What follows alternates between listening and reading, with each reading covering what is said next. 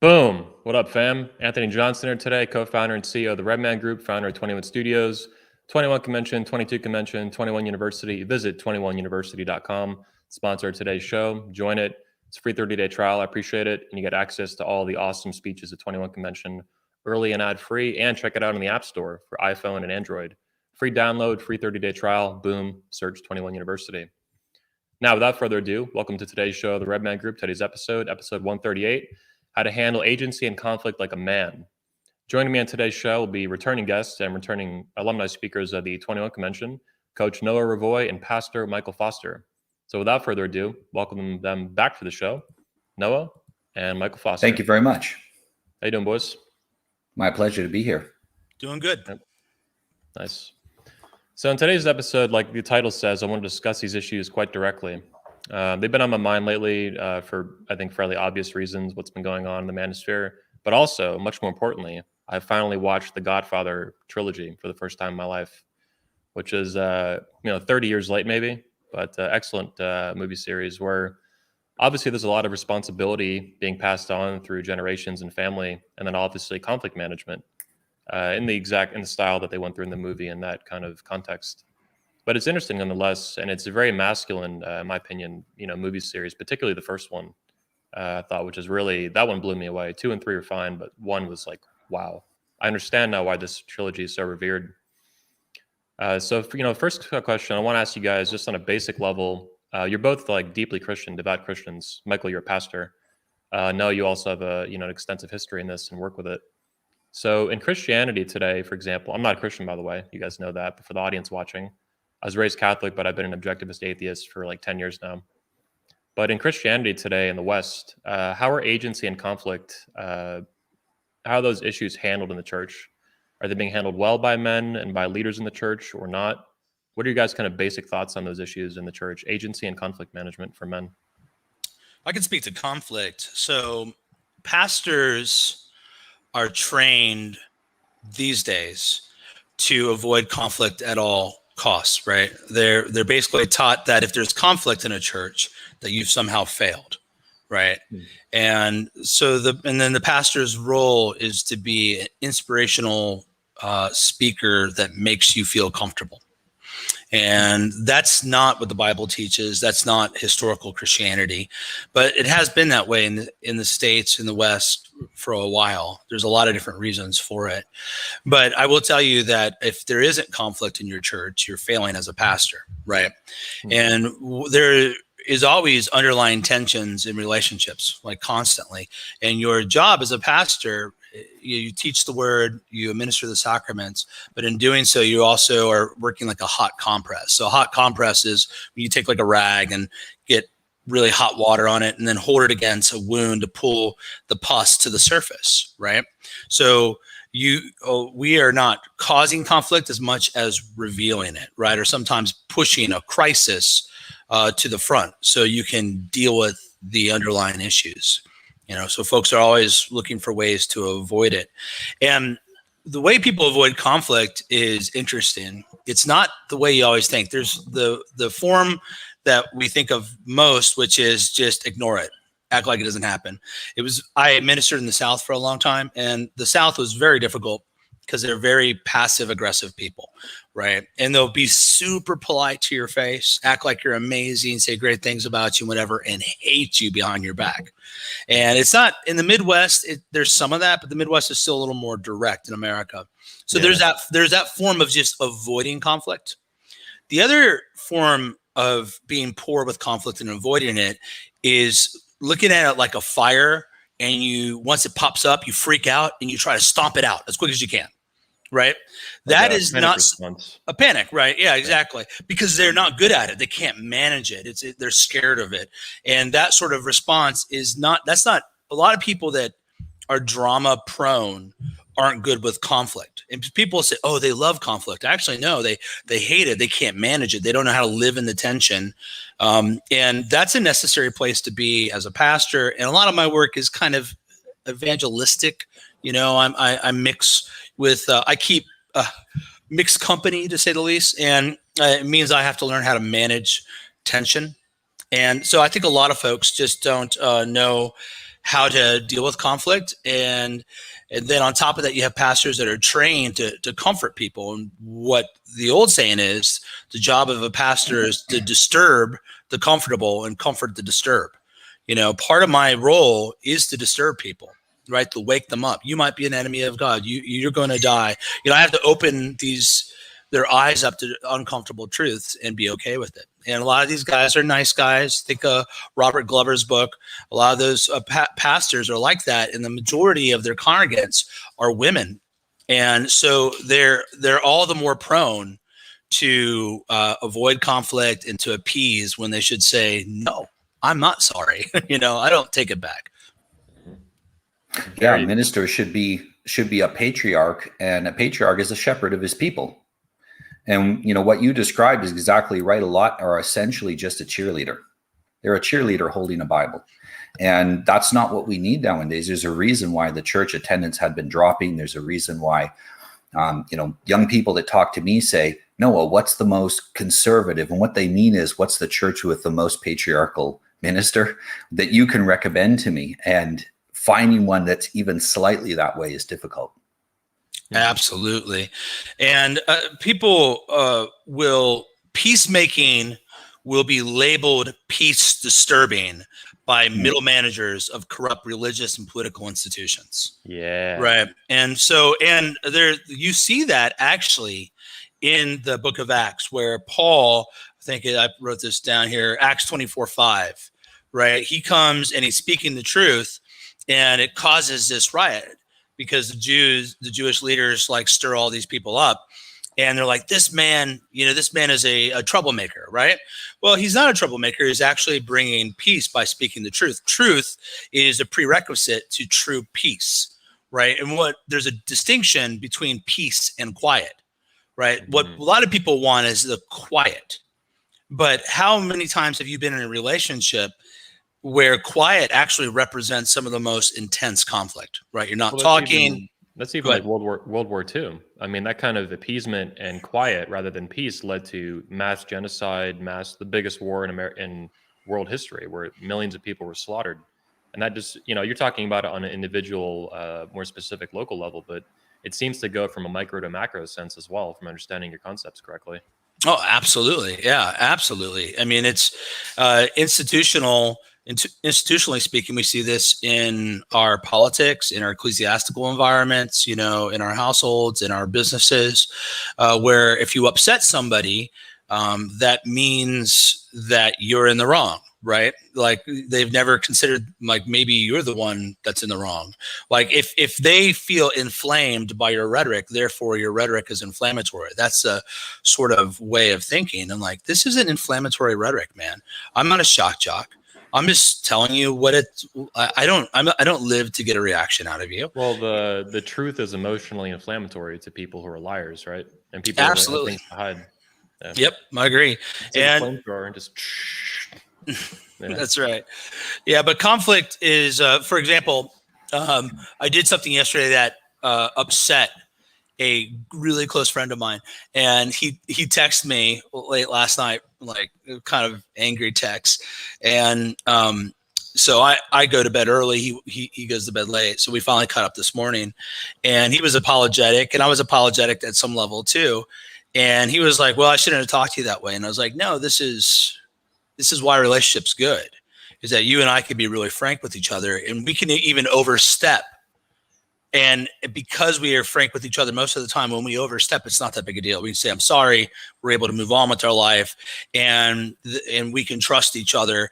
We can push each other's limits. And when you can't do that in a relationship, when you're always walking on eggshells, that relationship, you can't build anything or work together.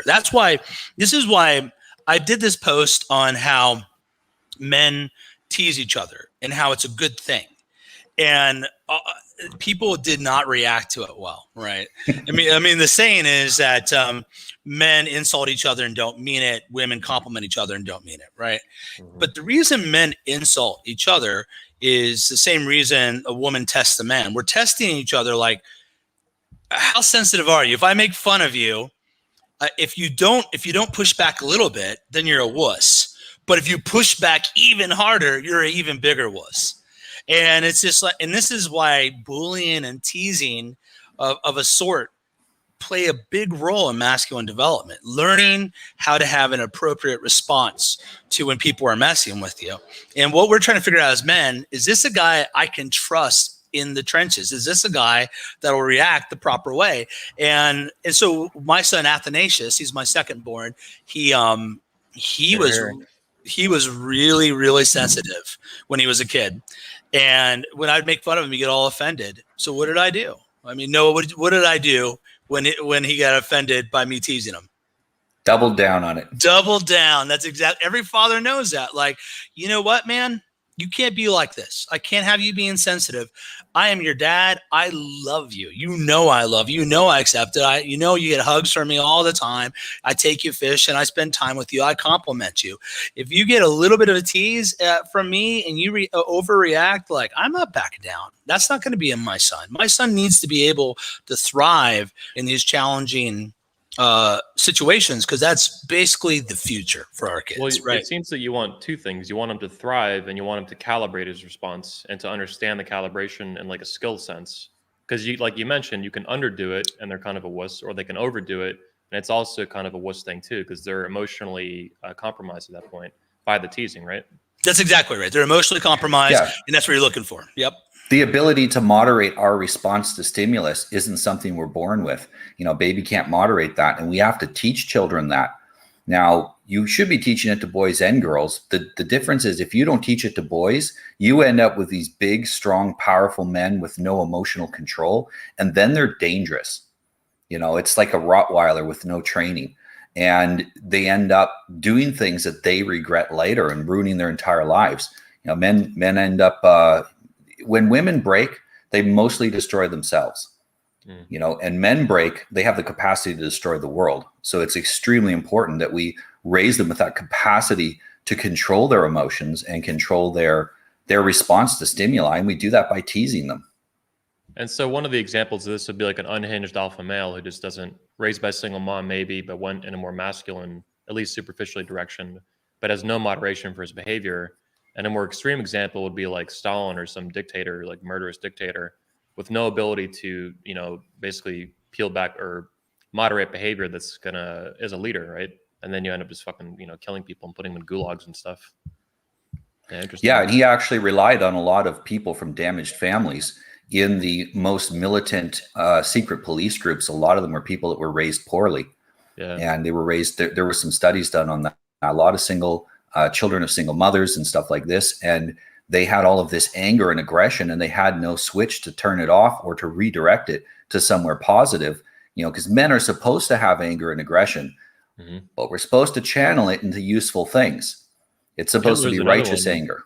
Hitler's another one with terrible parents, and that kind of gets brushed over in history. It's like, where did this guy come from? He just randomly was just terrible? No, there's probably a cause to it and a source, and there's still a responsibility to put on the individual, of course, but he didn't pop out of nowhere, So another question I want to ask you guys more specifically is, both of you are, hardcore Christians, which I love, but you've associated with me in speaking at a conference that's secular and run by an objectivist atheist. What kind of conflict, if any, has that produced in your lives in Christian circles? If you guys can speak to it, I'm sure some, right? If my understanding is correct. I think sometimes, so one of the main fallacies nowadays is a sort of guilt by association, right? So you and I, we're not really in a business relationship. Like, I come and speak for you and all that stuff at your conference, but we disagree on things publicly often. You always get in, from time to time, you get in a mood where you want to poke at somebody on Twitter, and you've poked at me before, whatever. And I don't care, like, whatever. I look for opportunities to speak where I don't have to compromise, right? I don't have to compromise at 21 so far.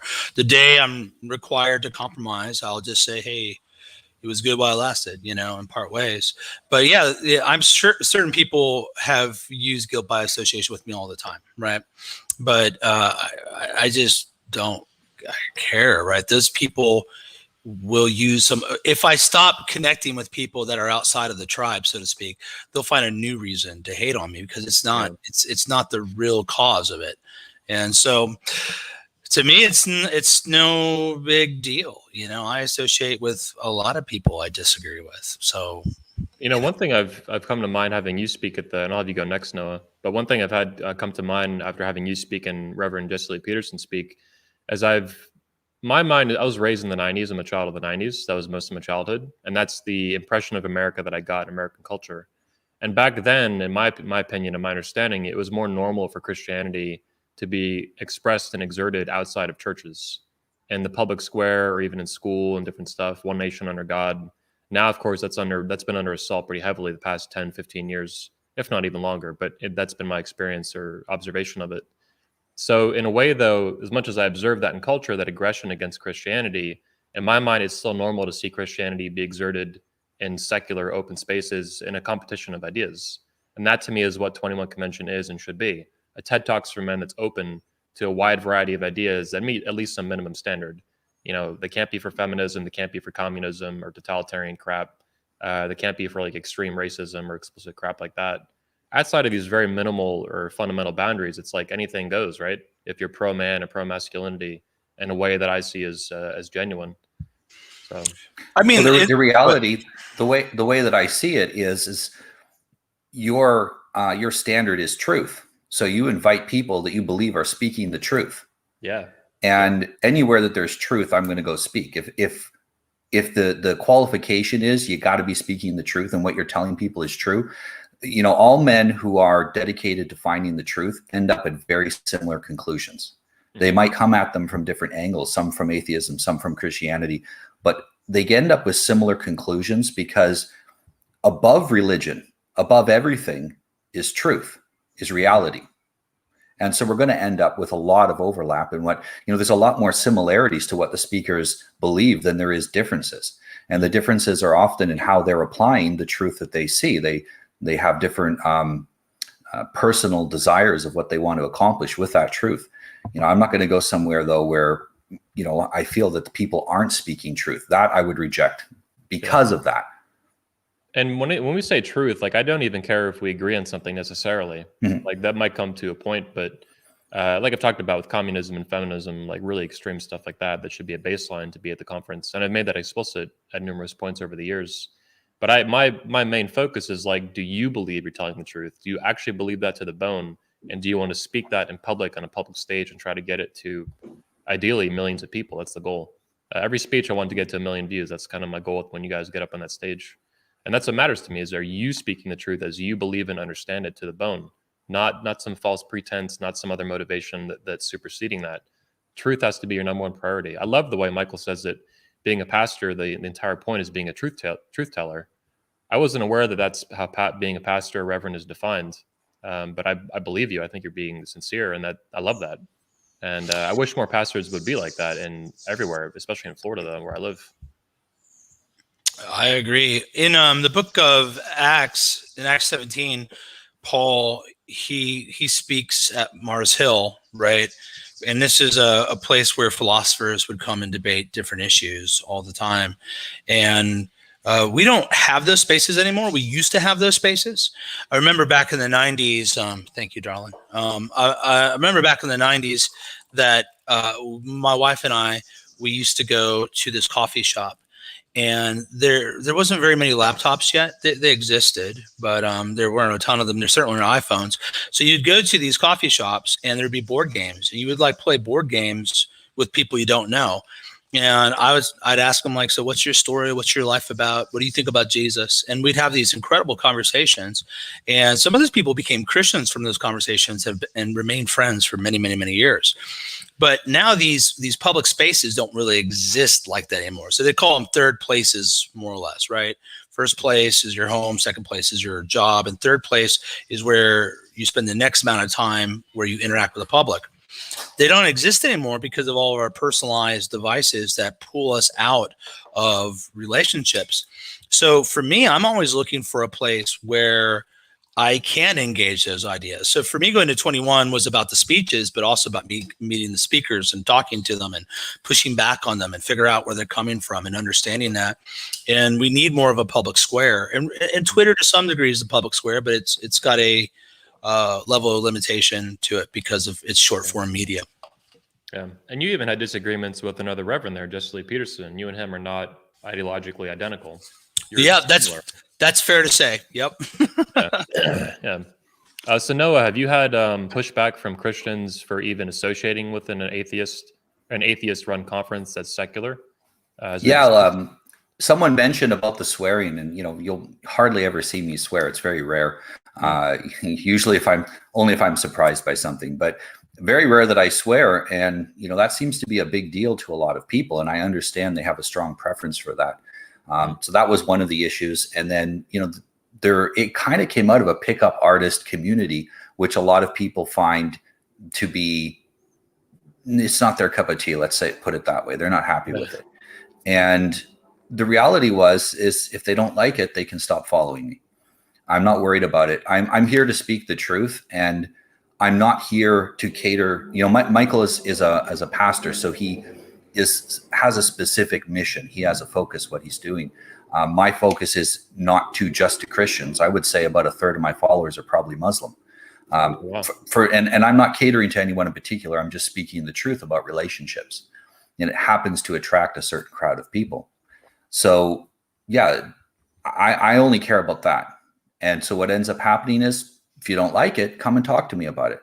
I think a lot of times we take our preferences and we externalize them to other people, and then we start creating rules for them based on what we think is preferable.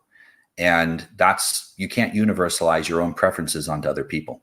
Mm-hmm. Even Christ complained about the religious leaders in his time creating more and more burdens on people, giving them more and more rules. And that's just something that you shouldn't be doing as a Christian. Little tyrants, basically. Yeah, with the cursing, I curse a lot, obviously. You guys know that. Around people who are highly religious, I try to moderate that. Not out of position of compromise, which, like Michael, I detest, but out of a position of respect, particularly if there's religious components to it. But actually, people don't probably realize this, but I don't think women and children should swear, in spite of my, pretty proliferous, that's the right word, cursing that I'm known for in the manosphere. And I really believe that. And if, when I have a family someday, that's exactly how I raise them and expect them to behave. And when they get older, if they want to curse like me, I have no problem with that. That's the example that I set. And I kind of expect that. That would be probably the most likely outcome, I would think, for my sons anyway. But we'll see, right? Time will tell. So next question I want to get to you guys with is, I actually have a list here. I'm going to read through with this. So let's talk about Noah. You and I were talking about Jesus before when Michael was restarting his computer for the show, the reboot. So how did Jesus handle conflict? Was he like kind of a pushover? Was he a badass? Like, was he timid with conflict, avoidant, or was he into it? What happened with that? Jesus said, "I came not to bring peace, but a sword." So he came, as Michael mentioned earlier, to disturb the people who are too peaceful, too settled in, too stagnant. And he was there to disturb the order that existed, to do away with one order and bring in a new order. And that can't be done without some sort of conflict. If you think about it, he called some Pharisees sons of vipers. So they were the sons of the devil. Talked about their place where they gathered as a den of vipers. He went to the temple twice, made a whip, and drove people out of the temple who were taking advantage of the ordinary people, the ordinary men and women. He was doing his job. His job was to clean up a degenerate system.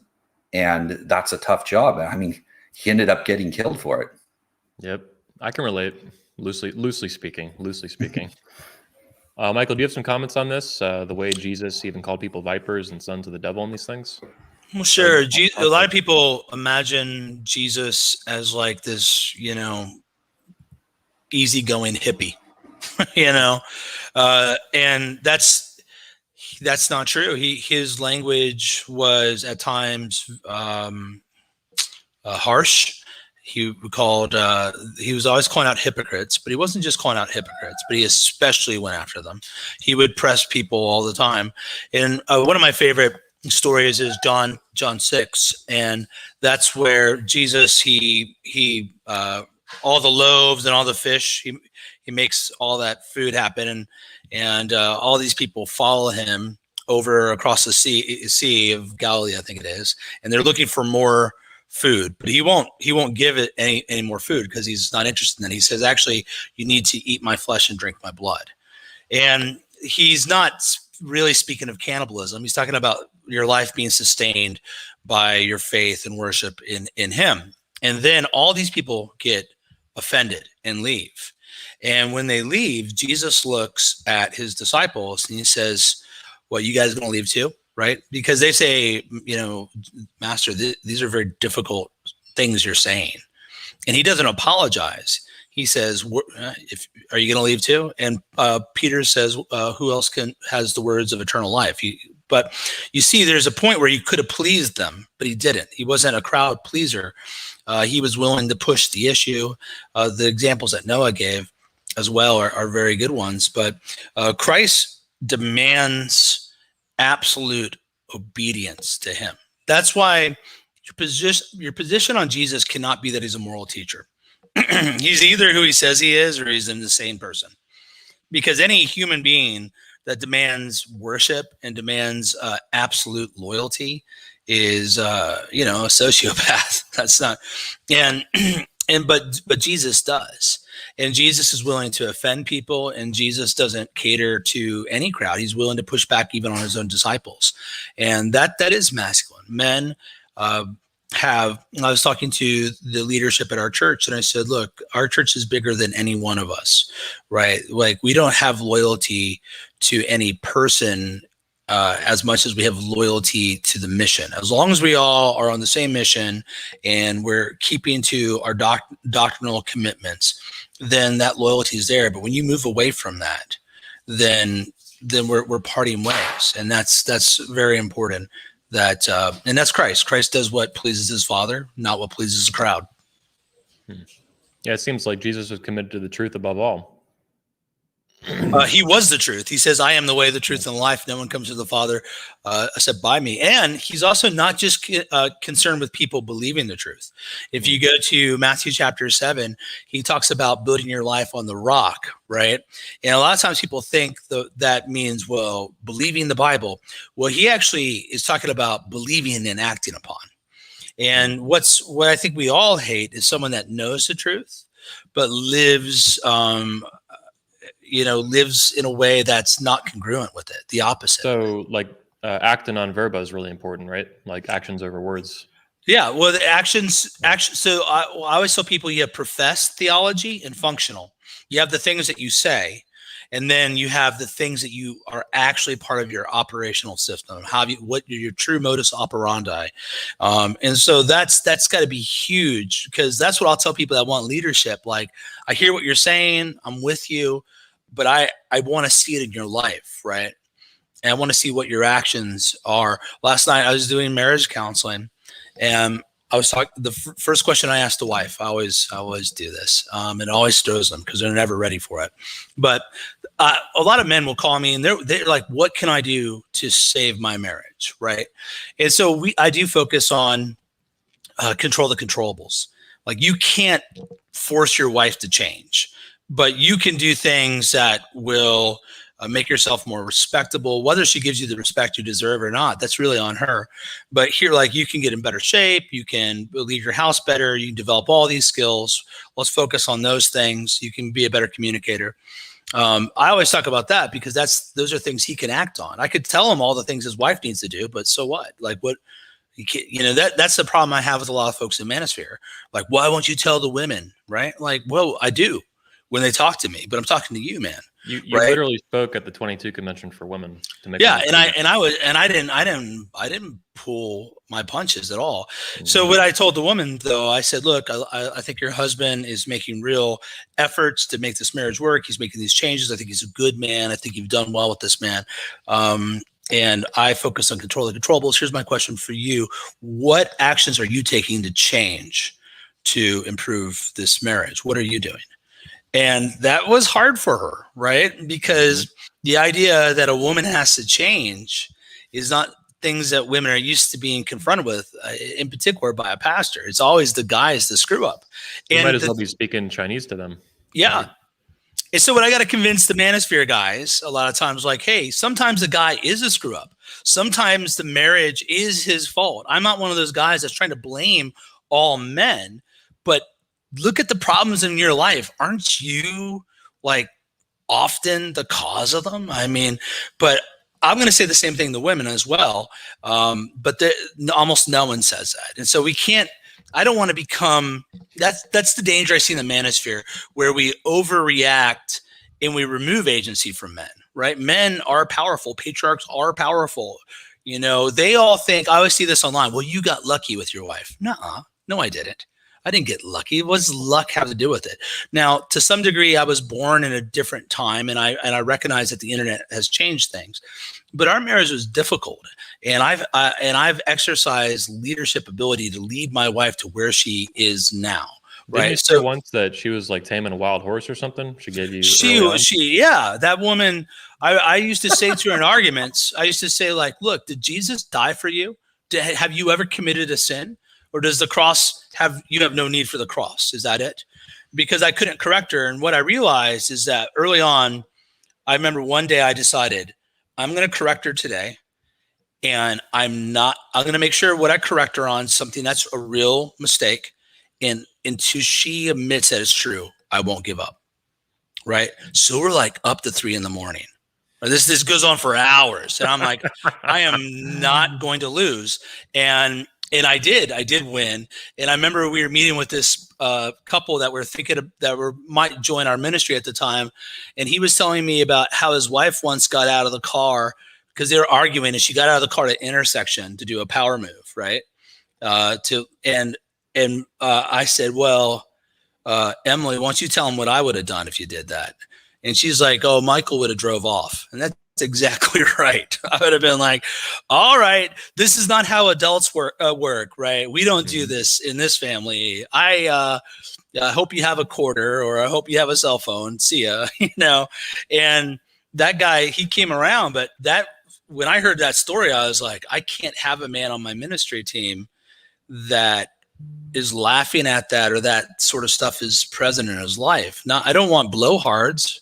You know, my wife compliments me. I'm very thankful for her. I need her, and for the mother of my children to help me build this household. I need her, but I need her to be my executive, right? Like she follows me. I'm her superior, not moral superior, not superior in essence. In essence, we both are humans. We bear the image of God. But in terms of rank in this household, I am absolutely the one that's superior. And that's old language. That's the language of the Westminster Confession, which is something that every Presbyterian used to subscribe to. And it's very common coming out of for English Puritans coming over here to subscribe to it. Has a whole chapter on the relationships of superiors and inferiors and equals, right? And that idea used to be present, but now egalitarianism, what it does, it takes and flattens everything out, where and what that does, it causes chaos, right? Because you need hierarchy, you need order, and that's what all companies realize over time. So, I want to get into the hierarchy thing in a minute with Noah. Actually, almost called him Revoy, like mixed Noah and Revoy. But we have a comment here. Or a question I want to get to. It's kind of general, so it's not super on topic, but it's relevant. It's from Ultra Testosterone. This guy I've seen around for a while. How is Michael Foster treated by mainstream Christians? I figure he is hated in the larger Christian community. Is there some commentary you have on that? Yeah, I get a lot of hate. I get lots of. I probably get negative emails every day. About once a month or every other month, someone will send a message to my wife if they track her down. We've gotten better at making that hard to do, but they'll say, hey, I'm praying for you. I'm sorry you're married to such a terrible person and all this stuff. And if you need help. And Emily laughs at it. We laugh at it at this point. Yeah. And, but yeah, we get people like that. I just bought a German Shepherd in part because I have had a few death threats, from nut jobs. And often they'll identify as Christians. And so there's a lot of hate out there. There's a lot of people will say things that I believe things. I'm like, I've never said that. Well, you imply that. Well, where did I imply that? They can never show me because they're just lying, right? Because if they want to argue with me, they can. We can get scripture out and we'll talk about it, but they'll never do it because, well, I'll destroy them. They're going to lose. They're going to lose because my position isn't my position. Is what scripture teaches. Like you can read Mary Daly is a famous feminist theologian. And she said the Bible is hopelessly patriarchal. And it is. Like any honest atheist, I always tell people I love reading radical feminists because they're way more honest than the egalitarian Christians. Radical feminists were like, yeah, you can't redeem the Bible, man. It's man-centric. And the egalitarian Christians like try to like edit and change the truth. And those people, they say all sorts of terrible things about me, and I just block them and move on with my life. Like that's part of the deal, man. That's what happens. So moving on, Noah, I want to talk about not only value hierarchies, but hierarchies of agency. And you introduced this to me recently, and I'd never seen this before, and I found it very interesting. So if you can kind of comment on this, let's see if I can. I think it's going to cover up the whole screen, but if you can comment on this. Yeah, no problem. This is something that my one of my clients who I work with as well came up with, and this is based on Plato's theory of how governments are organized. But really, it applies to any organization. Could apply to the manosphere. You could use it in a business, and it shows how levels of agency sort people into groups where they fill specific functions, and how those functions also. When they're in charge of the organization, what type of organization you get. So if you got non-functioning people in charge of an organization, you get tyranny. If you have slaves in charge, like we have in a democracy, we're all kind of owned by the government essentially, and we vote, then you end up with a democracy. And the oligarchy is when it's rule of the businessman.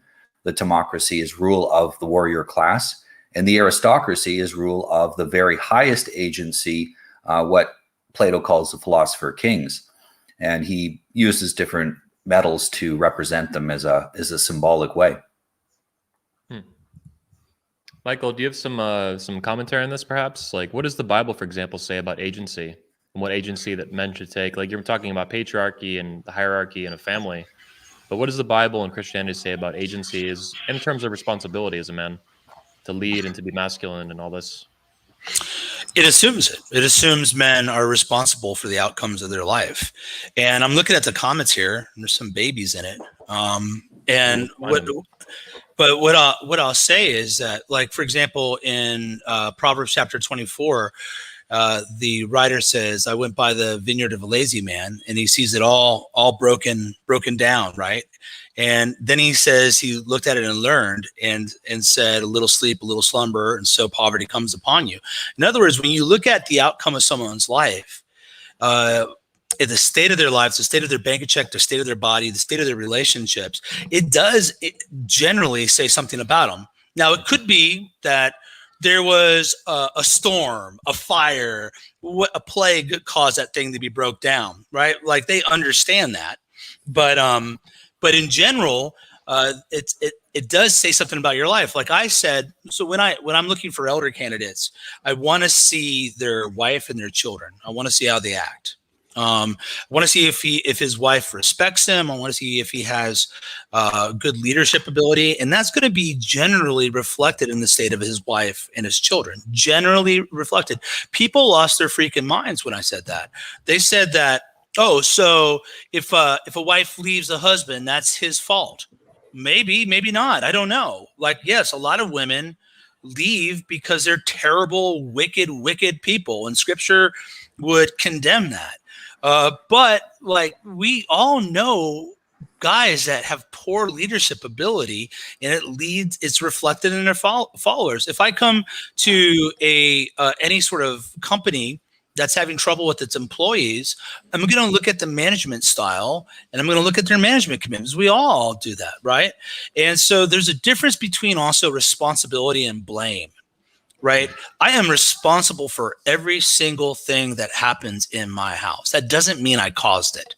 but it is my responsibility to deal with it, right? If one of my sons decides to go like break in and steal something when he's like 15, I'm responsible for that. I'm responsible to deal with the discipline of him, with the consequences, see it through. Did I cause it? Well, if I was a poor parent, I might have, but I don't, but I also might not have. And that's what people have to understand is in scripture, it sees the patriarch as responsible for everything. And that's where with some of the stuff that I see with the feminine imperative, what I try to figure out, like, okay, if men are so superior, how did they wrestle the reins away from men? How did that exactly happen? Right. Mm-hmm. And what I think happened is I actually think the reins were given away by some men. And probably there's a lot of guys that knew if you give women power, they're easier to manipulate. Right. Mm-hmm. And so there was guys in power that were giving power to women to manipulate them to so they could have control over men. So I actually see the feminine imperative and patriarchy, a sort of evil patriarchy, working together. And you see that all throughout the Old Testament, like the devil using Eve to get to Adam, or you see the Philistines using Delilah to get to Samson, or you see Pharaoh attempting to use the midwives to kill the Hebrew children. You see guys doing this. And so I always hear these guys say, like, there's nothing we can do about the feminine imperative, women are in control and we can't stop it. Like hell, I can, I will, I am. Like, I'm doing it right now. Like, we're planning churches that aren't anything like that. And now, is it an uphill battle? Absolutely, man. It's poisonous right now. It's deep in, we look at the state of our culture, and it's a real problem. And that's what I think people have to understand is that there's the natural fact of patriarchy, which is undeniable. There's never been a matriarchal society really, but that doesn't mean that that the legal system reflects that. We do live in times right now where patriarchy is being worked against in the legal system. But what I want to tell men is, like, you can do so much, you can accomplish so much. But a lot of the guys are in the manosphere because they've experienced a terrible divorce. They grew up very awkward. They don't know how to relate to women. And with those guys, I don't want the bitterness and the failure they've experienced to taint their whole life, because I think you can win in some big ways. You are made to build things and to conquer. And that's my message, is one of positivity towards men, recognizing the reality of the day we live in is dark. Do you think that some of the that bitterness taints the manosphere in a generalized sense due to the demographics it pulls in? People want to be comforted, right? So when whiny women come to churches and they're like, they're so much of a problem with churches right now is that there's a whole class of women in their 30s that were told, go, you can have it all, right? You can get the man of your dreams, you can have your career, and then they're finding, like, actually your metabolism stopped and you're kind of chubby now and no one wants to date you. And it doesn't help they have a bunch of cats and drink a bunch of wine and work crazy weird hours. And then they're like, oh, well, I'm very unhappy. So the church then creates the gift of singleness. Singleness is not a gift. It's a state of life. Celibacy in scripture, which is a life where you decide not to be controlled by your sexual desires. It was a purposeful decision. That's not what these women did. They were told they could delay it. So in those churches, these guys are always telling these women, like, it's okay, it's okay. In the manosphere, there are people that feel like they have no agency over women, no control over their life. They want to be kept in that bitter stage and comforted. So you can build entire courses and entire followings telling men that they're justified in their bitterness. Right. And what I want to say is, like, at some level, I understand why you're bitter and your anger at the system and your anger at the state of women and your anger at feministic leaders is justified. However, staying here is a failure to launch. It's arrested development. And as a man, you must mature and overcome. Right. And so that's what we have to do to get out of this situation. I just want to take the red pill and bitch about women. Well, what it is too, it's not even comforted. It's coddled. They want to be treated like children. A lot of times we'll say that, this man is acting effeminate or something. What we really mean is he's acting like a child. If you really break it down, he's being a child. The red pill is the ability to look at the world the way it really is and see reality. But that doesn't mean you're going to do anything positive with it. That just means you notice it's like that. You might decide, hey, the life is tough. I'm just going to sit here and enjoy the decline. Yeah. You know, or you might say, no, I have some things under my control. They're within my power, and I'm going to do what I can do with what I've got. And this is, you know, this is a bifurcation of society. But the people who want to enjoy the decline, they're a profitable group, you know, and they're easy to manage because you manage them through fear. The other group where you give them agency, I tell all of my clients that my goal is for them not to need me anymore. I want to teach them enough agency that they don't have to come back and ask someone for advice all the time. They can get off onto their own, get their life sorted. And that's not profitable. Keeping men on the hook over and over and over again for, you know, your constant reassurance and your coddling, and selling them that coddling, that's super profitable. It's like they're like drug dealers, basically dealing pills. They're pill dealers, basically. Yeah, that's what the whole Manosphere is filled with, pill dealers. They're not fathers, right? They're so in scripture, Paul says you have many instructors, but few fathers, right? What I want out of my son is a peer, right? That's the goal. I'm raising a man, and I don't want my boy to be dependent on me and always like in every state. I want to be a source of wisdom. I'll always be ahead of him in the race, but there's going to be a time where he catches up to me in a lot of big ways. That's my goal. What the Manosphere or red pill should be about, in my opinion, should be men helping lift men out of that and get them competent and able to move forward on their own. But that's hard, right?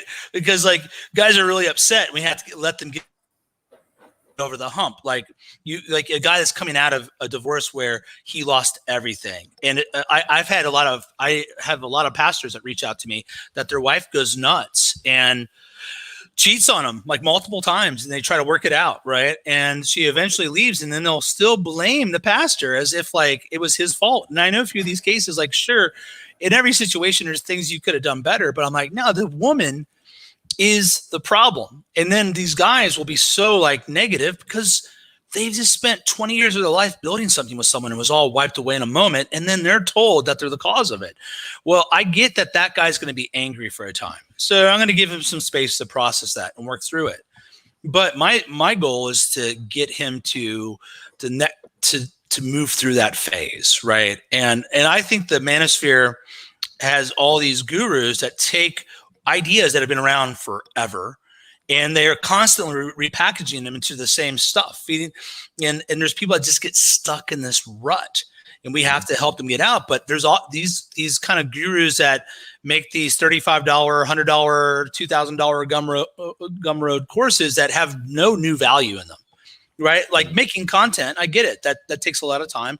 There's value. Coaching, your time is valuable. So I'm not like giving them a hard time for asking for money, but I'm like, man, dude, just go get Glover's book or read the first, like I know we all have trouble with Rollo, but the first Rational Male book's a pretty decent book. It's very helpful. You could like get 3 or 4 books and there you go. You're fine. You spent like $30 and that's about all you can get from the red pill right there, Yeah. Yeah, and he did a good job in that book of taking content, in my opinion, from other people. And I've had some of these content creators actually reach out to me with specific links, evidence, and a hierarchy of logic for how this actually happened, which is what I've known about for years, but it's much more loose because it's like, he pulled from like 15, 20 years, in my opinion, of history in the Manosphere, these various kind of minor content creators that it's almost impossible to track down. Like who's going to go on So Suave from posts from 18 years ago? Like, are you kidding me? Like, there's could even exist. And you bring up an important point. Michael says there's a lot of teachers and not a lot of fathers. And if you are incapable of helping men raise up to maturity and become men, then see for us, we say, well, yes, we have this option. We could be grifters if we wanted. We'd probably be the best grifters. We don't want to be grifters. We want to help people. But some people, that's all they got. They don't have anything of value to offer. All they got is the grift. They really should be there in the audience listening because they probably need help more than they have the ability to actually give it because their own lives aren't in order. Truth gavel for that one. Truth gavel. The thing that blows my mind so much right now is like someone was I shared something on Facebook and someone was like well, do you ever lose your temper with your kids? I'm like, of course I do. Like, what are you talking about? And then just the very idea that like I'm like this perfect saint that has it all figured out. And there's such a voyeurism today that like people really believe the images that people project online, especially folks that are a little bit younger. And if you're like me, I'm 41. Those of us that are in the higher 30s and early 40s, like we knew not to believe the internet, right? Like I don't believe Instagram. I know those guys are renting crap half the time, and I know real millionaires. I used to play cards for a living.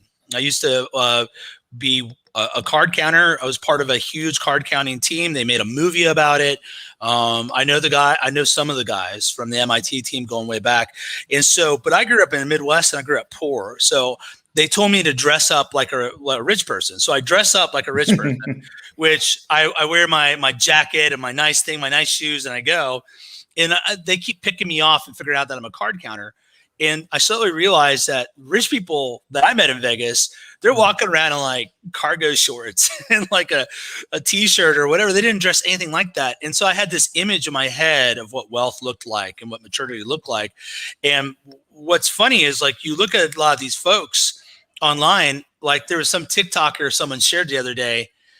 Actually, a couple months ago, we shared it in one of our chats. Anthony, is this guy, and it was like the dumbest, like recycled, dumbed down PUA stuff that you've ever heard. And you're like, this guy hasn't done any of this. Like this is like I used to make a lot of money doing FBA, fulfilled by Amazon. I did over 6 figures.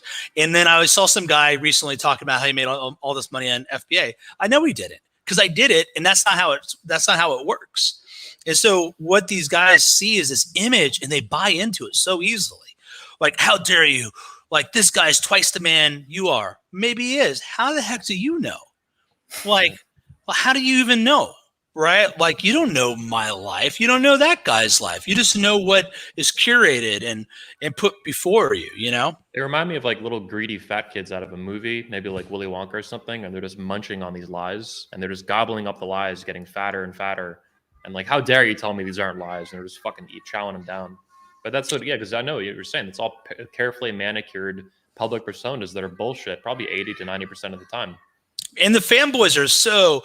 I remember once I early on when I was getting involved in this stuff online, I had a very glancing critique of Rollo. It was very glancing, and all these Rollo bots came out, like telling me how terrible and dumb I am and how I'm purple pill or whatever. And I was like, what in the world, guys? Like, we can't have disagreements without people losing their freaking minds. And it's because they're fanboys that they're like, no, he's the prophet, right, from on high. And you see that. I see this in churches too. Like, you'll criticize some famous guy. I remember once I wrote this whole post about a pastor called John Piper about how he screams at his wife. And in the end, it was revealed to be satire. But all these people got really mad because my point was like, I bet John Piper once screamed at his wife, right? He's like a normal dude. And but the fanboys like, how dare you slander John Piper? You don't know what his life's like. I was like, well, first off, you didn't finish reading this. I can tell that you didn't. But my point is that he's a man like we are, and you guys are worshiping these people. It's a legitimate cult of personality, and it's very common in the manosphere. I think due to the demographics that get attracted to the manosphere in general, and then the cult leaders, cult of personality. I don't want to make it like a formal Kool-Aid cult, even though digitally, I guess it would be like digital Kool-Aid with these pills and shit. But they prey on these guys, and they like predators or parasites, and then they foster this codependency in them. It's very sick and twisted. They do it in the church too. Yep. Yeah, and it's not. A lot of these men behave. A lot of these men behave very much like abused children. And I wouldn't doubt if most of them had trauma as children as well. It made them more susceptible to this.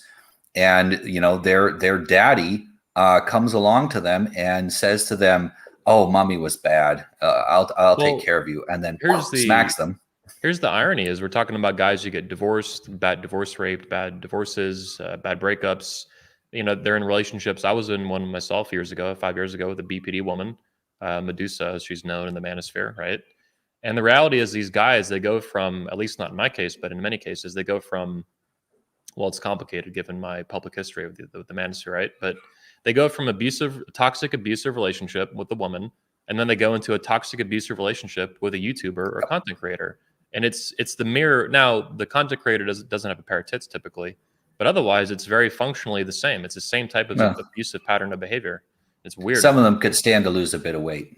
Yeah, for sure. Let's bring on tits. we got a fourth. The man boobs. What do you call them? Movies? What do we call them? Movies? But we have another guest to bring on here, the one and only, the legend himself, Anthony Bruno. How you doing, man? How you doing, guys? Doing pretty good, man. Thanks. Good to have you on. Thanks. Yeah. Thanks. I've caught a little bit of it, so I've been out running around. I've got about probably 20 minutes or so before I head back out. But I saw the topic, and I think it's a great topic.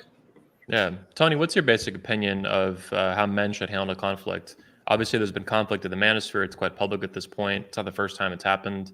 Do you view conflict as a healthy thing to air out? Should it be swept under the rug and hidden in private? What are your kind of thoughts on just conflict in general from a philosophic perspective? My thoughts on conflict as a man, I think we need to face conflict head on.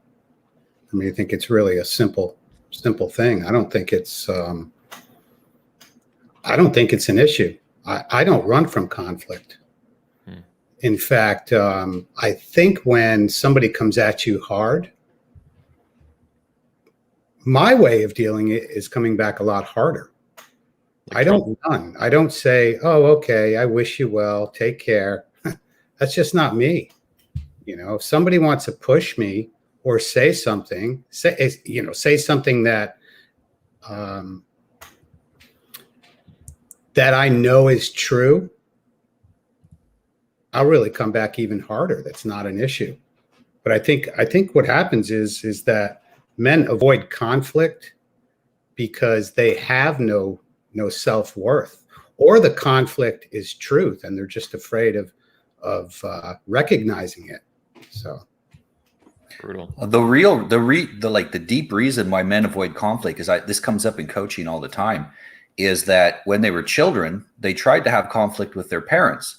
I don't think that rule is fair. And what happened? They got smacked. They got screamed at. They never got a good result out of conflict. Their parent never said, maybe you're right. Give me your argument. Tell me why that's not correct. And then reason them into a position. They never got that. All they got was abuse whenever there was conflict. And so now they're gun shy. They don't believe conflict can have a positive solution.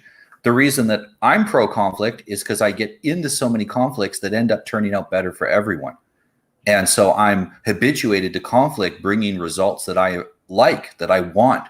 And, you'll even see that in marriages. If you had a lot of conflict with your mother as a kid, it's going to be hard for you to have conflict with your wife if those conflicts didn't turn out well. And they're just habituated wrong. They need to reprogram themselves. I mean, with myself, I'm sure people have noticed it, but I've been a little outspoken lately. Mm-hmm. And there's a reason why, because I believe in truth. I believe in honesty. I don't believe in my truth. I believe in the truth. I think there is certain aspects of truth where people say, this is my truth. Well, your truth isn't right. There's a lot of things that I'm really passionate on. And that is when you are called out and facts are facts. I think the man that the conflict is about, I think you should face it. I don't believe in this, I think there are times when we do have to approach somebody behind the scenes. Context specific, basically. Yeah. But when there's something that's public, handle it in public. Yep. Plain and simple. That's too much common sense, Tony. We can't have that in a man. Yeah. I've had a lot of attacks on me and I welcome it. It's not like I don't block anybody. I'm not, there's people I block, just people that are just, shit stirrers or just not really understanding what the issue is, or just being a basic troll. But I don't mind blocking somebody. But as far as like blocking somebody's comments or something like that, it's very rare. It's very so rare. In scripture, Jesus gives, so church discipline is something that's been lost, but used to be a major part of how churches work. We don't discipline people anymore. But in Matthew 18, Jesus says, if you go to the person first, one-on-one, say, hey, got this issue. And then if they won't listen to you, you bring a friend with you. And you're like, hey, this really is an issue. Try to work it out. And then if they still won't listen, you bring it before the church, right? And that, in my opinion, refers to the leadership of the church. And so the way we do excommunications, so excommunication is when someone is removed from being allowed to have the Lord's Supper because their life is at odds with their profession, right? Or they reject it outright or whatever. We give them a lot of opportunities, but there's a progression, right? So now that's how you usually do it. And so a lot of times a pastor like me will critique some teacher. We'll say, hey, that guy shouldn't be doing that. And they'll say, well, Matthew 18, did you go to him one-on-one? No, I didn't. He said it publicly. And so you get to Galatians where Peter is treating the Jewish Christians like they're better than the Gentile Christians. And Paul stands up and Paul says, I rebuked him to his face, right? Because what he was doing was not in line with the gospel. So when something's done publicly, you deal with it publicly right then and there, usually, right? Unless it's something like that's so subtle that behind closed doors is an easier way to direct it. But if it's a big deal, right? If anyone in my church got it into the pulpit, I had someone fill in for me and said something that was straight up heresy, I would stop it in the service and correct it, right? I would have no problem doing that. Like, it would suck that this is about to get really awkward, but it's going to.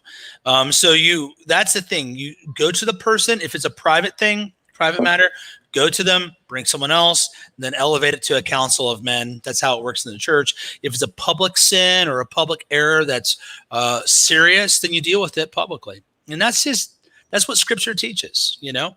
Which sounds like a contextual hierarchical response to it. It's a series of steps that it's in a hierarchy of degree and scope. That's right. And not we're unlike encouraged what Noah was in. Yeah, and we're encouraged to deal with these things as early as possible. The longer that we allow conflict to fester, the worse the conflict is. And the most destructive conflicts in organizations are because they festered because either someone was avoiding getting conflict with them, or someone who had to say something was avoiding saying it. And men should not be nice. We shouldn't be nice to each other. We should be kind to each other. We shouldn't be nice. Nice means hiding the truth because we're afraid to offend someone. And that's one of the problems. It just festers. It's like a wound. And not everyone's a doctor. Some people are the doctors in society, and they come along and go, here's a festering wound. I better cut it open and treat this guy.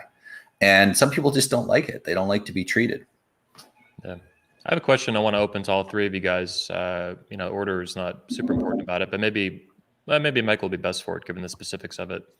So in the manosphere, you could speak more widely too to any organization or community. I want to ask, how are men, particularly leaders, manipulated or poisoned by the deadly sins, the 7 deadly sins of Christianity?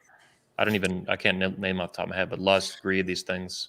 Well, the biggest sin, it's a general category, but it's pride, right? And so pride is the opposite of humility. Humility is a accurate understanding of yourself, right? Like, it's not acting like you're lower than you are or you're higher than you are. It's just knowing who you are in the eyes of God. Pride is thinking more highly than yourself than you ought to. And I think that's a big one. These guys are always bragging on themselves one way or another. And Scripture says, let the lips of another man praise you. The quality of your life will demonstrate your mastery. So that's one. The other one is just lying, honestly. Just straight up lying and deceiving. And so a lie is different from a deception. A lie is like just not true. But deception is allowing people to believe things or manipulating the truth. And so what I see in a lot of manosphere types is that they are very sophisticated manipulators, where they like to poison the well and they do it at a subtle level. That's how you do it, right? Well, so the church does this all the time. I see this with leaders like, hey man, you talked to Joe? Oh yeah, Joe, he's got things going on, not doing so well. Well, what's wrong with Joe? I really can't say. Well, why'd you bring it up, man? Why don't you keep Joe's business to yourself? Well, that's you poisoning the well. They'll do these little things like, well, there's things about him you don't know, right? Well, either tell me or don't tell me. but that is not allowed. Okay. And so when people gossip to me, I just tell them like, hey, I'm going to tell him this. I'm going to call him up. I'll give you a day. You call him tomorrow and tell him what you told me. Right. Or I am. And so what I see in these content creators a lot of times is that there's a subtle poison in the well that's deceiving, and they're acting like there's something that they're not. And here's the thing. If you're real about who you are, if you think about a lot of the drama that's going on right now, just being upfront about the reality is enough to gain the respect of the sort of people you want. Mm-hmm. Right. And, yeah, like that. I think that those are some of the things I see there: pride and just lying. Yeah. Noah, Tony, maybe Tony, you can comment on greed. Do you think that there are men in the community who put profit and money before truth? Is that an issue you've seen? Absolutely. Absolutely. That's a given. And I think what we're seeing now, and I'm being real about this, is that I think we're seeing what I call the great awakening in the manosphere. I think that men are really coming to the manosphere to focus on improvement, being the best version of themselves, really becoming a better man. And I think what's happening is that a lot of these guys are just simping for their, and I hate that word, but simping for their favorite content creator. It's like, I've got to protect this guy, you know. But I've also been on a show here recently where I called in and a guy was basically defending somebody. And one of my last comments to him was, hey, which course did you buy? And I nailed it. So what happens is I kind of liken it to a child that's been molested, or a woman that has genuinely been abused. They don't want to come out and say something. They don't want to come out and talk because they're embarrassed. They're still going to defend that abuser, that person that abused them. So I think that's one of the issues we have in the manosphere. Savage. So, yeah. Yeah, there's a ton of envy as well. You know, your program is bigger than my program. You got more subscribers than I have. All of this envy leads people to a lot of the lying, I think, is about envy. If people had to stand on their own merits, we'd see a big difference in who's getting attention. But people don't want to stand on their own merit. They want to cheat because they're envious, and because they have this pride that someone else has gotten ahead of them or getting more attention. And some people talk about it being about money. It's not just about money. A lot of this is about power.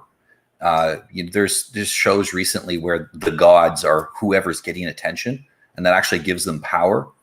And a lot of people see themselves that way. They see themselves as little mini gods, and the more attention they get, the more power they have. It feeds their ego, feeds their pride, is what we mentioned earlier. And if someone is taking some of that, man, they got to destroy them. They got to tear them down. They got to undermine their organization, whatever they can do to take that power away from that person.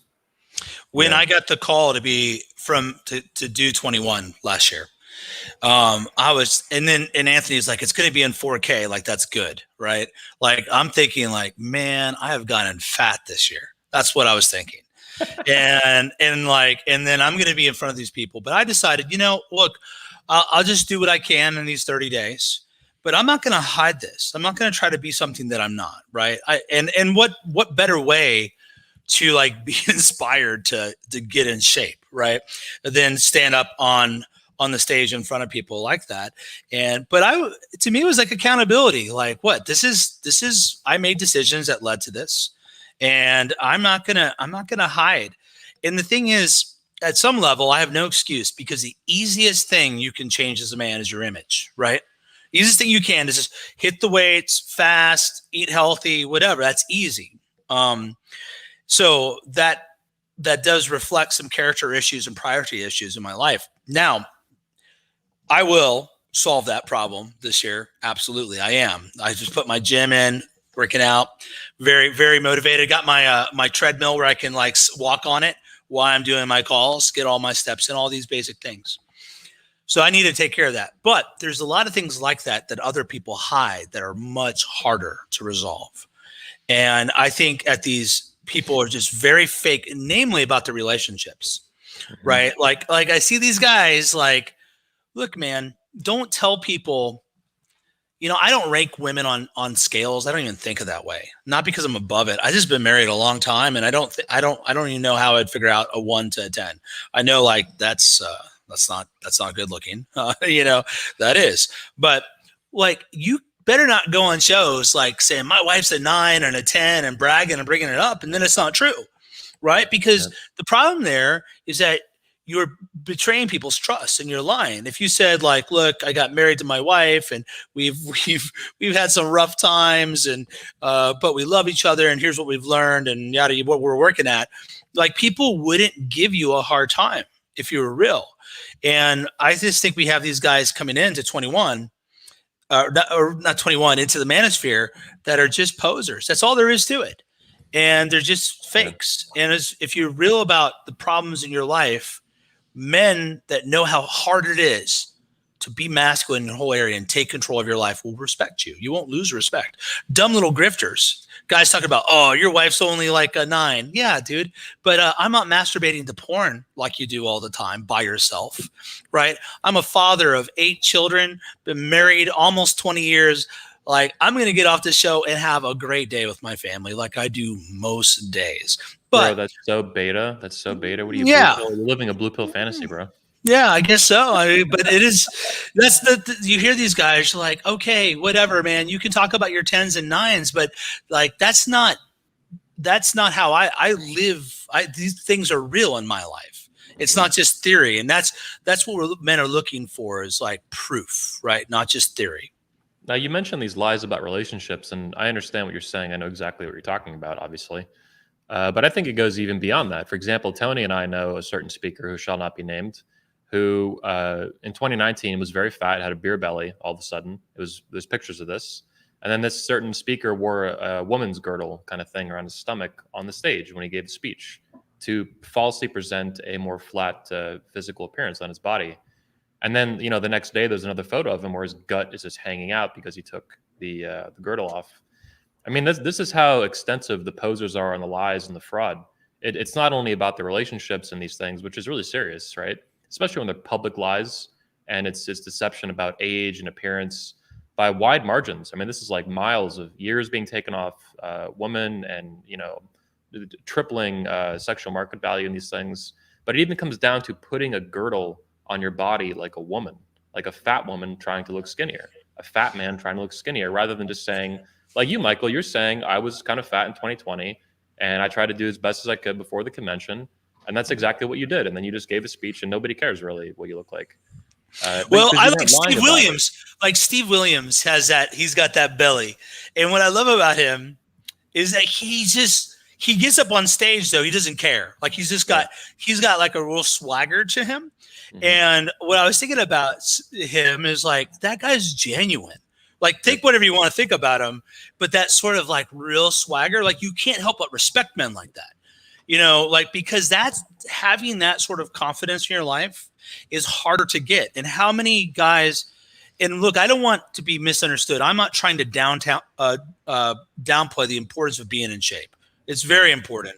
But how many guys do we know that are in great shape but don't have that confidence at all, right? They don't have you know what I mean? And guys like Steve, chicks will dig it. They will dig that confidence in a big way because they're looking for leaders. And that's what I would tell a guy, like, do both, but really work on getting that joyful swagger that guys like that have. I think Steve they're men recently too. Oh, great. Good for him. Yeah, what it is there's a lot of these men are ashamed of things. If you're hiding something, you're not doing it for other people. You're doing it because you're ashamed of it. There are people that for security reasons, they use a pseudonym. Okay. But if you're hiding who you are, who you really are, not just your name, but your marital status, your lifestyle, that you have children or not have children, whatever, imagine Michael says, I got 12 kids, and because he's ashamed he didn't hit an even dozen or something. When you start acting out of a place of shame, you get corrupted. If there's something you're ashamed of, own it and fix it. That's what a man does. But if you're not a man, if you're a male, you're not a boy anymore, but you're not a man either. You're stuck in like limbo. You're going to hide it. and you're going to do everything you can to double down on that lie. And it can get pretty bizarre. People can get really carried away with these lies, and they just keep, since it's not true, why don't they stretch it a little farther and a little farther and a little farther? And you'll see them getting deeper and deeper into their lie over years till it's absolutely pathetic. And finally, thank God, somebody pops that bubble, blows it up, and lets everybody know that they're just a steaming pile of shit, you know? This is Anthony had sent me a great article this past week about lying. And I don't know if you want to post that in the chat, Anthony, but sure. I've sent that to a few people and they're like, wow. And that is just, that it tells a lot. It really does when you read this article. Yeah, it was discussing, just liars in general, but specifically the psychological consequences long-term of lying, which I think Michael could speak to probably really well from a Christian and religious perspective.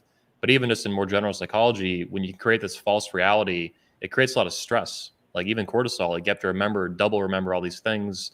And then you do lie again. Now it's like triple reality of lying to this person. And then you lied in public, so it's different there, but in private it was different. And then the truth is different. And then there's a fourth person for a fourth lie. And it's this spider web of insanity you spin for yourself. So like Noah's saying, it's like a rat in a corner that's just freaking the fuck out, lying like crazy as they're just collapsing under the weight of the lies. So that's what Tony's referring to. I'll see if I can find that exact link again. I don't remember the title of it off the top of my head. But yeah, if you just research, the psychology of lying, it's not just like how they do it, which is good to understand to defend yourself. It's also like, what does it actually do to the individual? And the reality is, from a religious or psychological or philosophical perspective, it just fucks your whole life up. I mean, it really damages you and the people around you. And all of us have probably seen that in our lives, and people that we've had to combat who are liars and manipulators and stuff. What I've noticed about people that lie is they lie in general, because when they start making specific false truths, it's hard to maintain that. It's hard to remember all the little details that you gave. And when you call someone on that and they don't remember the details, it's basically a red flag, because they are lying. It's simple. My rule of thumb is when I catch someone lying to me about small things, I assume there's a really high probability they're going to lie about big things. Maybe not immediately, but on a long enough timeline, little white lies turn into big dark lies. Like that's how that works almost every time. So the minute I catch a small lie, I'm like, red flag, let me pay attention to that. And sure as shit, you got to watch for confirmation bias long term, but you don't want to like get over aggressive with spotting a liar. But the reality is, when it's a lie about something small and it's a lie definitively, man, that's a downhill relationship for sure. Here's a rule of thumb that's, I think, pretty helpful, is really pay attention to adverbs. I like to say the road to hell is paved with adverbs, and that's something you learn in writing. But anytime you're sticking ly words weak in a statement. So if I ask my son, hey, son, is your room clean? He'll say, it's mostly clean, which means it's not clean, right? So when people start using lots of ly words, man, you focus in on that. Why are they trying to weaken a statement, right? Why aren't they just stating? Is your wife pregnant or mostly pregnant? Yeah, right. That's exactly right. Like, it's almost like when someone says they're a 7. Well, look, she's not like an 8, but she's like a 7.5. You're like, I mean, when someone's saying that, you probably round down at least. But also when somebody says, well, when they're talking to you, well, let me be honest with you. Oh man, I always say, well, finally. Or I'll say, I like to say jokingly all the time, let me be dishonest with you for a moment, just to check to see if people are listening. But yeah, you're right. You hear that, that's a sales tactic. Like that they're saying, like, now I'm going to let you in on something. Oh yeah. Right. And anytime someone tells you lots of secrets, just assume that they're telling all your secrets to someone else. Right. These are like real basic rules, but in leadership, I'm always listening to the ly words, or the one, like, preachers. There's this preacher, Tim Keller. He used to always do this in his sermons. He'd always like, I wonder if, and perhaps, would we just consider for a moment, instead of just like being plain spoken. Jesus says, if you don't believe in me, you're going to hell, right? like I wonder what Jesus meant by that. Like, well, what do you mean? Like, it's very clear. So they'll try to soften things. Anytime someone's trying to leave room to get out, you want to focus in, and it might be a slip up, but it's usually a tell. Well, Yes, let me be honest with you guys real quick. I do have to go. Okay. I've got an estimate to do. I'm a contractor, but I also want to just let people know real quick, if you don't mind, Anthony, that my show on Saturday night is called Get It Off Your Chest. So I allow people to come on the live panel, get it off their chest. If you want to debate on something, talk to something, I welcome all haters. I welcome any other content creators. It's a fun time. I've got a great panel of guys, and the show is growing, which I'm happy with. So is my channel. But Saturday night is Get It Off Your Chest. So you can join the live panel, get it off your chest, debate, talk, say something within reason. We don't, not stupid stuff, but something that's valuable. So, but I do have to hit the road, but I appreciate you guys having me on for sure. Yeah. Thanks for your time, Tony. Okay. Thanks. Cheers. Good man. Good at being a man. Yeah. Someone asked earlier if the grifters start to believe their message. And I think this is extremely important, because once someone believes a lie, they become incredibly convincing at getting other people to believe that lie, because it's hard. You're not detecting the normal subtleties of lying, and they actually believe it. You can't talk them out of it at that point. So you can't catch them in the lie because they believe it. What people believe doesn't really matter. It's what the truth is. And so if these grifters are believing lies, and even if they're sincere, you can be sincerely wrong. You can be sincerely dangerously wrong. That's why other people in the manosphere have to come out and say, no, that's wrong. No, this isn't true. This isn't, if it's a factual thing, this isn't what the science says, or no, you're living a lie. And it's not comfortable to do that. And people say, oh, you're throwing shade and all of this stuff. We're not here to pump other grifters up. That's not our job. Our job is to deflate lie bubbles, deflate them, expose the truth. There's got to be some people in the manosphere that do that. And it's a thankless job. And you've been doing a lot of that, Anthony. Really, thank you for that. Thank you. Yeah, the mission is to expose and destroy. And we'll be forming an entire organization soon, kind of like Project Veritas. Kind of a hybrid child between Project Veritas and the Babylon Bee, the Christian satire site. So you guys, this is probably maybe not a surprise to you, given the memes that I make. People call me Anthony Meme Johnson lately, which is pretty funny. I do want to comment. I appreciate the kind words, Noah, and it has been quite a ride lately doing that.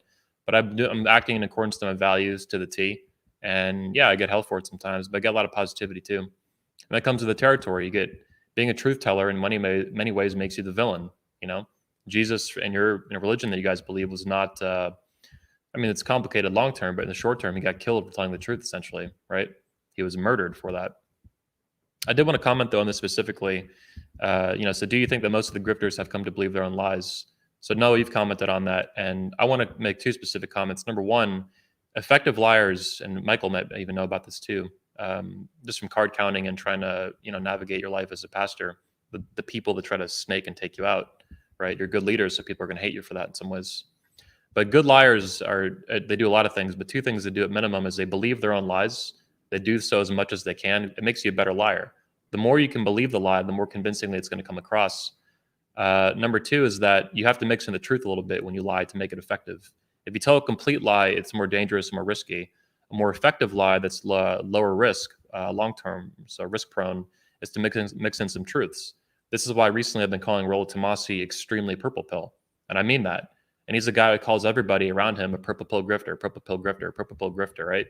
He's doing that for like probably half a decade now, easy. The reality is that's a guy who does drop some red pill truths, and then he lies to people, and I've exposed that previously back in 2019. That to me is where the purple pill really comes from. It's not just these. It's too simplistic to accuse people being purple pill based on some debatable beliefs about this and that with hypergamy and women and whatever. When you're selling people the truth and then you're also knowingly lying to them, you are definitively purple pill. You are a huckster selling a mixture like paint of red and blue, and that comes out in one stream of thought and words and books and spoken word too. So they believe the Yeah. lies to make them more convincing, and they mix in truths to make it effective, like poison. No one eats a bowl of poison soup. If you want to poison somebody, you give them a nice bowl of soup that's hot and steaming and smells good, and then you mix in just enough poison to get it down. End rant. Yeah, and then you call everybody else purple pill so that when that comes back around to you, it's no longer effective. Yeah, You diminish the power of the word. Don't worry, it's gonna be. I'm going to have to go. Okay. Yeah, it's good. I'm going to have to go. Take care, gentlemen. It's been a fantastic conversation. Yeah, thank you, Noah. Take care. I mean, I guess what I'll say on that is, in my experience, when people confess things, so if you have a bad conscience, you have to find some way to deal with it. And people have a tendency to confess, but they do little confessions, right? And so they'll say, you know, it's like someone who stole, I don't know, $20,000. They'll lie and say, yeah, I stole $20 or something. They'll do these little confessions. And as a pastor, what I've learned is that tends to be a sort of iceberg.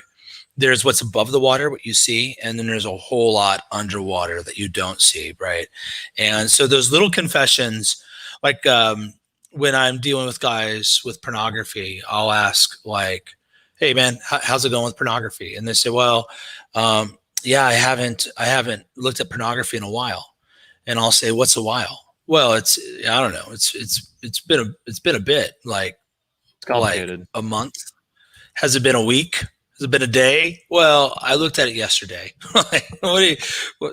That's a while, you know, but you see them softening it, and like they're giving you a little bit, saying like, yeah, I did look at it a while back, but it actually, whatever. Or how's the arguments going with your wife? You know, whatever.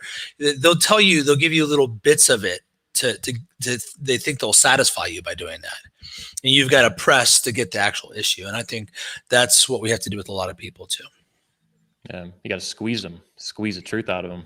Yep. Yeah. Well, I know you got to go soon, Michael, and I know I had to go too. So we'll kind of wind down now. I really appreciate your time today, Michael. Everybody in the Thank show, you. of course, but it's been a really good conversation, really great chat. And everybody make sure you visit Michael at itsgoodtobeaman.com. And you're on Twitter at thisisfoster and Gab at thisisfoster. Correct. Anywhere else I should follow you? Facebook, if it's good to be a man too, right? Yep. For the moment. Yeah. So tell me about it. I know. Of course, if you guys want to support the Redman Group and 21 Studios, you can join 21 University. It's got a free 30-day trial. You have speeches in there from myself, Michael Foster, and hundreds of other speakers. It's like a Netflix for men, and it's got a free 30-day trial. And then if you want to stay, it's $19.99 a month. I appreciate it. And it supports both the Redman Group and the 21 Convention, and you get early access, ad-free, all that great stuff. It's like Netflix, right? Before it comes out later on YouTube. So you can support our videos that go free to the world with 21 University. Boom. Michael, any last words on agency and conflict? There was more I wanted to get to, but I know we need to wrap up. Yeah, there's so much that we could say. I would just tell guys, like, start small and let it snowball, right? Take responsibility for yourself. Someone asked me what was the most manly thing I did on an interview, and I said to them, stop being a victim, right? Damn. Is this going to be covered in your upcoming book too? You have a book you're working on, right? Actually, I'm going to finish the final edits on the chapter 10, which is the last chapter today. My co-author turned it, but we started out to write a book for men, and we were going to do a whole part on marriage and all this stuff. But honestly, we spent 9 chapters talking about a man's mission, how he gets it, and how he can take control back, and as opposed to being all about women. Like, we think a lot of guys, I've noticed a lot of marriage books or a lot of books on manhood is all about how to get a wife, as if that's what defines a man. That's part of it, without a doubt. But you get a wife to help you accomplish the mission you're doing. So if you don't have a mission, then what invariably happens is the wife becomes the mission. And that's the whole idea of being a pedestal or one eyes, wherever you want to call it. And so we spend a lot of time on like helping young men know how to be a man and develop a mission. And that is certainly where we start. I think that's where guys like Jordan Peterson or Jocko Willings or whatever, they have helped so many people simply by emphasizing the importance of taking responsibility and dominion where's closest to you. So yeah. Great stuff. Michael, thank you for your time. Going to wrap up the show. Everybody else, see you next week, most likely Saturday, 11 a.m. on the Redman Group channel and 21 Studios. Peace out. And click the like button too, subscribe, comment, all that stuff. It helps the video and the speakers who are involved in this show today. I appreciate it, and so do they. Peace.